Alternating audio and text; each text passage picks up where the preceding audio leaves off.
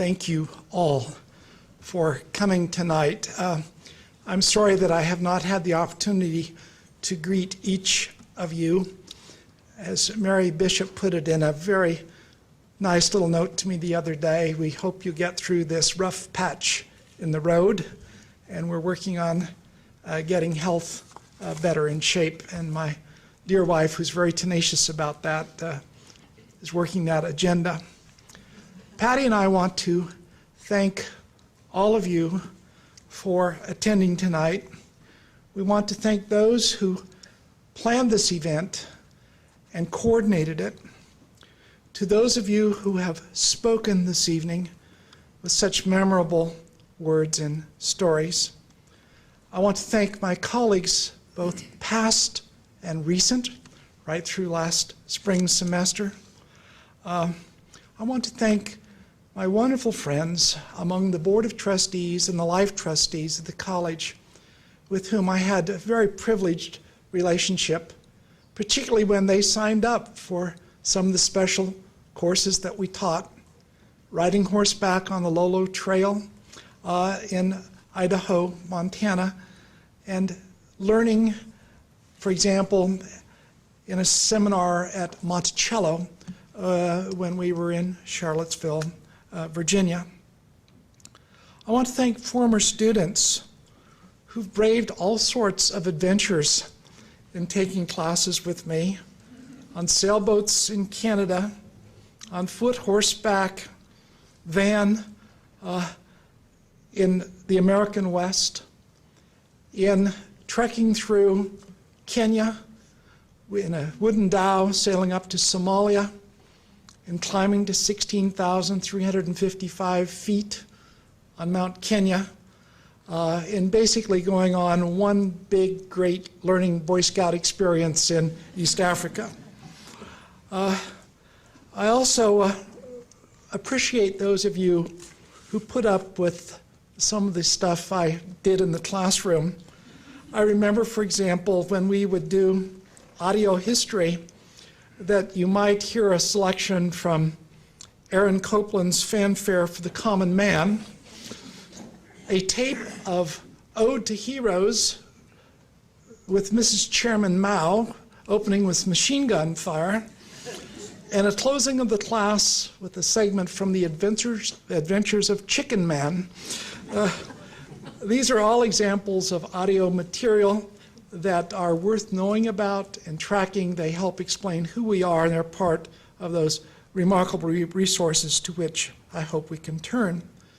I'm also mindful of the generations of students who were brave enough and daring enough at 18, 19, 20, and 21 years old to sign up for 8 o'clock classes.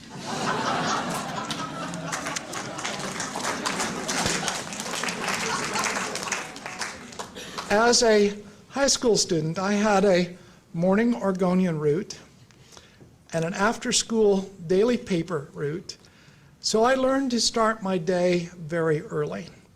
And it was always a pleasure for me to come to campus shortly after 7 a.m., to walk through this beautiful setting, and to be hitting the road in the classroom by 8 o'clock. I also knew that those courses that I put at that hour would draw the students who really wanted to be there. Very special.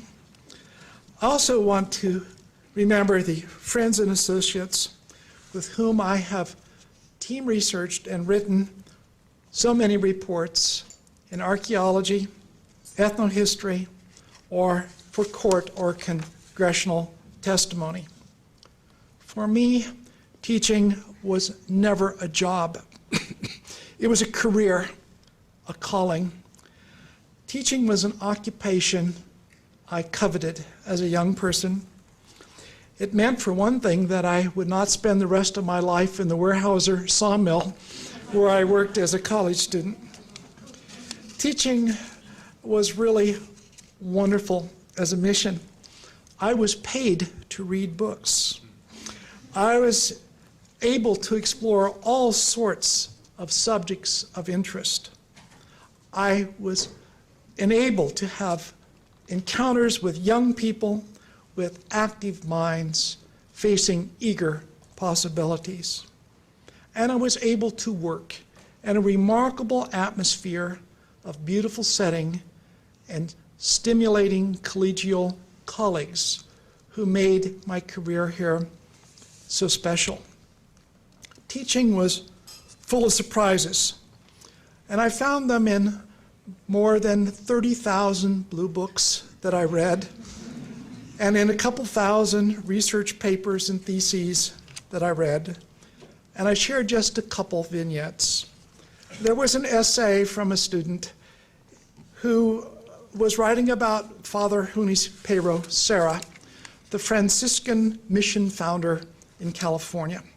This was a paper for the History and Culture of the American Indian class. She wrote about this pious monk and described how he wore a hair shirt and carried a little scourge for subjugating his lust and spirit. And then she really got into the topic. She said, Father Serra was a pious man. He subdued the lusts of the body. He was even into flatulence.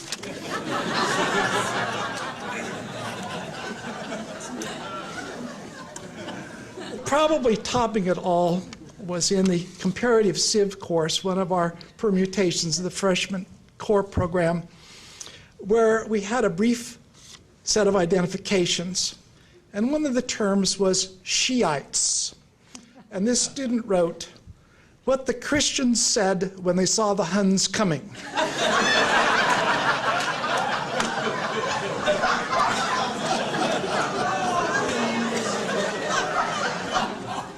So, if I read the papers carefully, there were these wonderful little gems that were rewards for the hours expended that went in a little notebook called How Students View History. I want to express appreciation to my wife, Patty. Patty, would you stand up, please?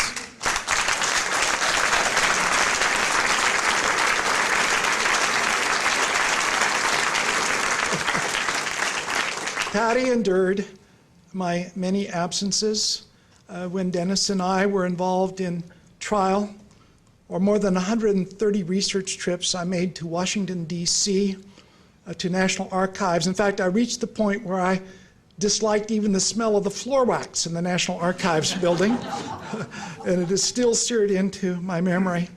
But Patty was a great supporter. We hosted the graduating students' reception for the history department for approximately 25 years at our home.